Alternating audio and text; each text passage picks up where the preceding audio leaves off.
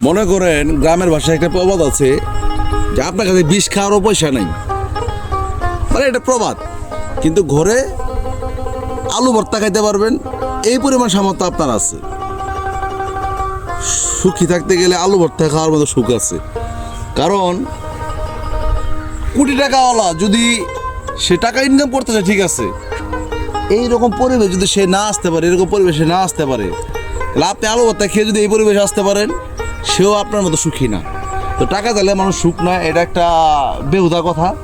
টাকা তার আছে, সমস্যা কি? আমার কোনো আপত্তি নাই, তো আমার টাকা নাই, আমার নিজের আপত্তি নেই, আল্লাহ এখন নাই, আবার দিবে হয়তো কোনো এক সময়, কিন্তু এই পরিবেশ কি তারা পাবে? এই পরিবেশ আমার জন্মান্তরের পরিবেশ। এটা এই যে এত সুন্দর এনভায়রনমেন্ট, এত সুন্দর সবুজ প্রকৃতি, ওই ঢাকা শহরের কোটি কোটি টাকার মালিক কি এরকম প্রকৃতি পাবে? আপনাকে তাই মনে হয়? সম্ভব না ভাই।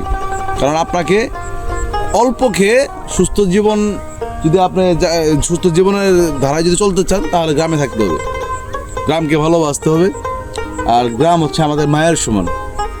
এই জন্য আমরা খুব ভালো আছি, টাকা দরকার নেই। এই যে আল্লাহ তাআলা একটু ডাল ভাত খাওয়ায় আর এরকম পরিবেশ দেখাইতেছে, শুকরিয়া আল্লাহর কাছে। এই ল্যাংটা কাল থেকে এই পথে হাঁটি, আর আল্লাহর কি খুশি বলেন। আমি শহরে পড়ালেখা করছি, গ্রামে পড়ালেখা করছি, কিন্তু ওই গ্রামকে বেশি ভালোবাসি বিধে আল্লাহ তাআলা আমার গ্রামে রাখছে। এই জন্য আমি আল্লাহর কাছে শুকরিয়া আদায় করি যে আল্লাহ তাআলা ঘুম থেকে ওঠার পরেই এই যে একটা পরিবেশ দেখতে পারি, এইটার মতো সৌভাগ্য আমার মতো সৌভাগ্যের কারণ নাই মনে হয়। আর ঘুমানো যাওয়ার আগেও, এই যে এখন যে ভিডিওটি করতেছি ঠিক অস্ত যাওয়ার আগ মুহূর্তে, তো আমি এই পরিবেশ দেখেই ঘুম থেকে উঠি, এই পরিবেশ দেখে ঘুমায় যাই। আমার মতো সুখী কে আছে বলেন? আমার মতো সুখী নাই। তবে গ্রাম, যারা শহরে দেখেন নিশ্চয়ই গ্রামকে মিস করেন, গ্রামকে মিস করবেন। এই জন্যই গ্রামের এই পরিবেশ আর শহরের পরিবেশ, মানে এটা 100 বছর বললে ভুল হবে, কোটি কোটি বছরের ডিস্টেন্স হবে এখানে। এই জন্য আসেন, গ্রামকে সবাই ভালোবাসি, গ্রামের প্রকৃতিকে ভালোবাসি। এই যে পরিবেশটা দেখা যাচ্ছে এখন, কি একটা মানে সুন্দর সবুজ প্রকৃতি, আকাশের কি সুন্দর মানে হচ্ছে রং, হ্যাঁ। এদিকে পশ্চিম আকাশে যদি আমরা একটু ক্যামেরাটা দেখাই, কি সুন্দর আকাশ, মনে হচ্ছে কি আর্ট করে রাখছে এখানে।